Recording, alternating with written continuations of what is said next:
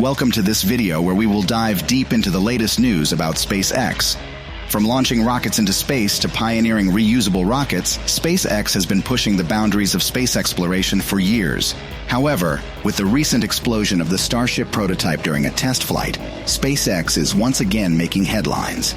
And in this video, we will take a closer look at the various aspects of Starship's explosion and other recent happenings related to SpaceX, from virtually summiting Mount Everest to getting sued for the Starship's explosion. So buckle up and get ready for an exciting journey as we explore the future of space exploration.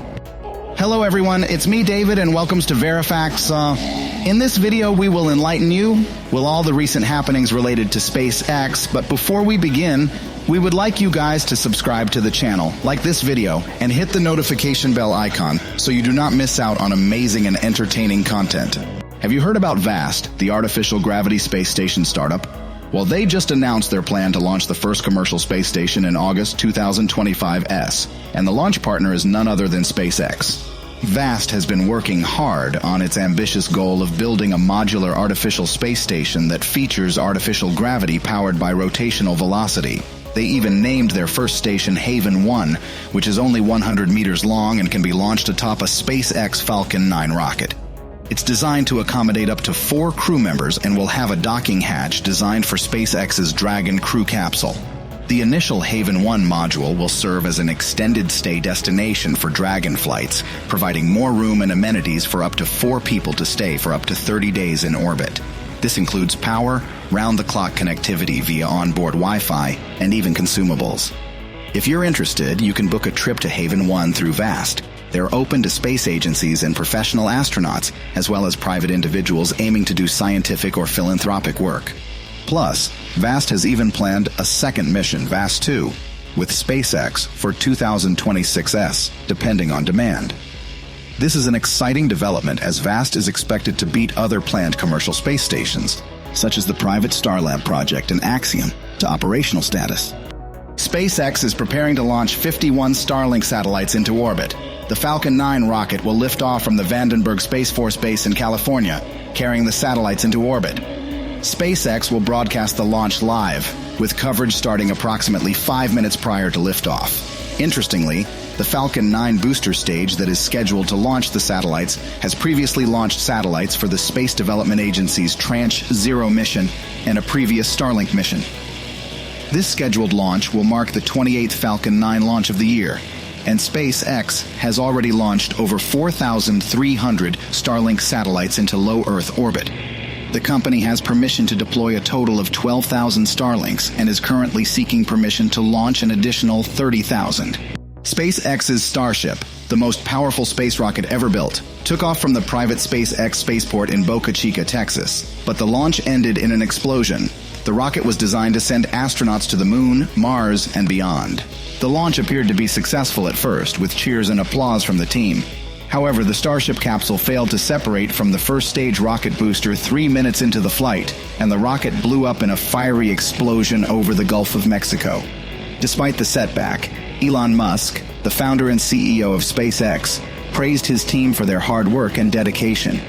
He took to Twitter to congratulate them on an exciting test launch of Starship and said they had learned a lot for the next test launch, which is scheduled in a few months. The Starship spacecraft will eventually carry crew and cargo to space. And in another news, SpaceX caught wind of the recent lawsuit filed by conservation groups against the United States Federal Aviation Administration over its approval of SpaceX's rocket launch operations in South Texas. It seems that the FAA may have granted approval without requiring a comprehensive environmental study, which has caused concern among environmentalists about potential negative impacts on the surrounding area. The lawsuit came shortly after SpaceX's Starship rocket had a test flight that didn't quite go as planned. While no injuries or significant property damage were reported, the incident has sparked worries about the potential impact on nearby wildlife and communities.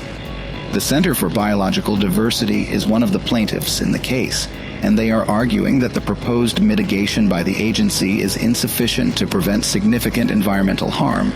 They believe that federal officials should prioritize protecting the surrounding wildlife and local communities, rather than allowing corporate interests to use valuable coastal landscapes as a dumping ground for space waste. The plaintiffs are seeking to have the U.S. District Court overturn the FAA's decision to grant SpaceX a vehicle operator license and re-examine the environmental impact of the launch site. Elon Musk has responded to the criticism by referring to the debris scattered by the Starship launch as a human-made sandstorm that is not toxic. He claims that, to the best of his knowledge, there has not been any significant damage to the environment. If all goes according to plan, Elon Musk will soon have yet another groundbreaking achievement under his belt. He will virtually stand at the Mount Everest summit thanks to a team of intrepid climbers and a new satellite device from his company, SpaceX. According to Ming-Ma David Sherpa, co-owner of Elite Xbed, Tyler Carnevale, and a team of support staff from SpaceX are currently at the Everest Base Camp, preparing to scale the world's highest mountain.